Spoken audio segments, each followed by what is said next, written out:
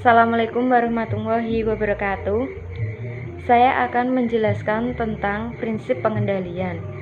Sebaiknya seorang karyawan tidak menanggung resiko bisnis yang tidak dapat dikendalikannya.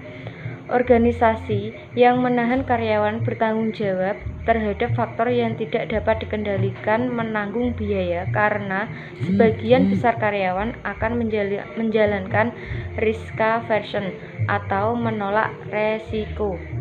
Tingkat risk aversion sangat bervariasi dan dipengaruhi oleh diri sendiri secara personal maupun karakteristik lainnya. Risk aversion merupakan dasar untuk argumen penting yang mendukung prinsip pengendalian. Perusahaan yang mempertahankan karyawan yang memiliki prinsip risk aversion biasanya akan menanggung sejumlah biaya sebagai berikut. Untuk yang pertama, agar dapat mengimbangi resiko, perusahaan akan memberikan nilai kompensasi yang tinggi dari yang diharapkan kepada karyawan yang menanggung resiko. Yang kedua, perusahaan yang tetap mempertahankan karyawan yang bertanggung jawab terhadap hal yang tidak dapat dikendalikan akan menanggung biaya dari perilaku karyawan untuk menurunkan exposure terhadap faktor yang tidak dapat dikendalikan. Yang ketiga, perusahaan bisa saja menanggung biaya karena keahlian waktu, karena karyawan yang kerjanya dievaluasi yang terganggu oleh pengaruh yang tidak dapat dikendalikan cenderung membuat alasan.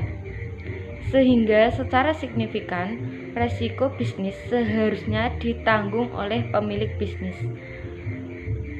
Pemilik sudah seharusnya menanggung resiko sebagai investor ataupun karena mereka telah memilih menjadi seorang wira swasta. Jadi, apapun resiko yang terjadi pada perusahaan itu seharusnya ditanggung oleh pemiliknya sendiri. Kemudian adalah faktor-faktor yang tidak dapat dikendalikan. Yang pertama, faktor ekonomi dan persaingan. Faktor ini adalah faktor yang mempengaruhi satu hasil pengukuran yang lebih. Selain itu, faktor ekonomi juga dipengaruhi oleh beberapa faktor seperti permintaan konsumen, harga produk atau jasa, dan biaya untuk melakukan bisnis. Ukuran hasil lainnya juga dapat dipengaruhi oleh berbagai faktor ekonomi yang tidak bisa dikendalikan. Selanjutnya, faktor yang kedua meliputi action of nature, action of good, action of man, action of parliament, dan semua hal yang mengindikasikan kejadian yang tidak dapat diprediksi dan tidak beralasan yang bisa disebabkan oleh alam atau kekuatan lain yang tidak dapat dikendalikan oleh prakerja. Beberapa perusahaan cenderung melindungi karyawan dari risiko negatif yang disebabkan oleh force majeure. Tetapi hal itu hanya berlaku jika kejadiannya dianggap sungguh-sungguh tidak dapat dikendalikan dan jika langkah yang diambil memotivasi mereka yang bertanggung jawab untuk memulihkan dari keadaan sulit secepat mungkin. Lanjut ke slide yang berikutnya. Pengendalian untuk efek yang mendistorsi dari faktor-faktor yang tidak dapat dikendalikan. Manajer dapat mengurangi beberapa efek yang mendistorsi dari beberapa faktor yang tidak dapat dikendalikan dengan menggunakan dua pendekatan komplementer.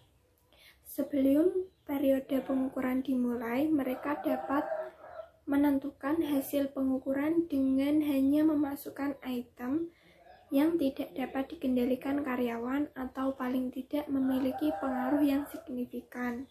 Setelah periode pengukuran berakhir, mereka dapat menghitung dan menyelesaikan pengaruh dari semua faktor yang tidak dapat dikendalikan yang masih ada menggunakan teknik seperti analisis varians, penganggaran fleksibel, evaluasi kinerja relatif, atau penilaian kinerja subjektif. Pengendalian untuk faktor-faktor yang tidak dapat dikendalikan setelah periode pengukuran dapat menghilangkan efek yang mendistorsi dari faktor-faktor yang tidak dapat dikendalikan dari ukuran hasil juga dapat dilakukan setelah periode pengukuran.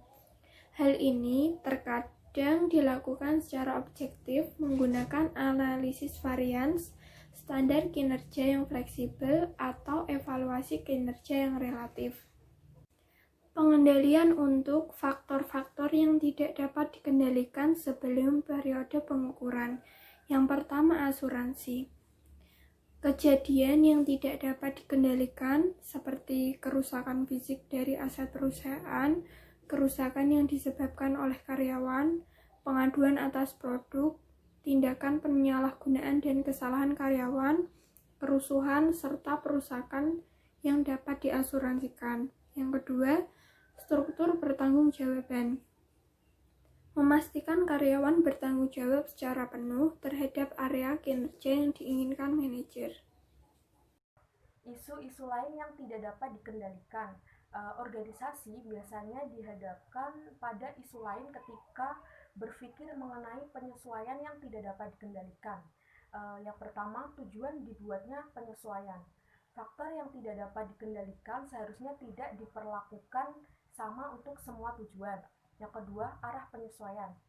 Sebagian besar pengevaluasi terlihat menyesuaikan faktor yang tidak dapat dikendalikan setelah periode pengukuran secara asimetris, yaitu mereka membuat penyesuaian hanya satu arah.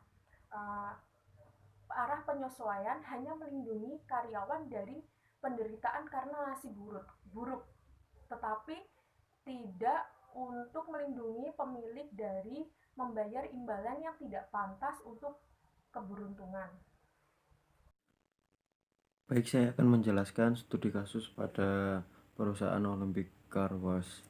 Nah, perlu kita ketahui terlebih dahulu perusahaan ini merupakan perusahaan yang bergerak di bidang cuci mobil. Perusahaan Olympic Car Wash ini memiliki 30 cabang di berbagai daerah di negara Belgia. Dari 30 cabang itu mereka mempunyai general manager masing-masing. Nah, 30 manajer itu mempunyai tugas untuk melaporkan kepada Jacques van Rensdorp selaku CEO dari Olympic. Nah, dalam studi kasus kali ini mereka mempunyai beberapa masalah yang tidak dapat dikendalikan. Yang pertama terkait konstruksi jalan yang berada di depan perusahaan mereka. Nah, ini secara tidak langsung mempengaruhi tingkat konsumen atau kedatangan konsumen. Yang kedua adalah faktor kerusakan dan perusakan. Nah, faktor ini terjadi pada kerusakan mesin. Nah, kalau tidak diperbaiki, ini dikhawatirkan akan menurunkan tingkat pelanggan. Dan yang ketiga adalah faktor hujan. Nah, di Belgia sendiri di tahun 2002 itu memiliki curah hujan yang jangka waktunya cukup lumayan panjang, dan ini tentunya tidak dapat dikendalikan oleh perusahaan atau manajer. Dari ketiga faktor tersebut, menurut saya yang perlu diperhatikan oleh perusahaan atau manajer adalah faktor cuaca. Karena di dalam faktor cuaca tersebut akan mempengaruhi keinginan konsumen untuk mencuci mobilnya. Secara tidak langsung konsumen tidak mungkin ingin mencuci mobilnya lagi setelah dicucikan kemudian terkena air hujan.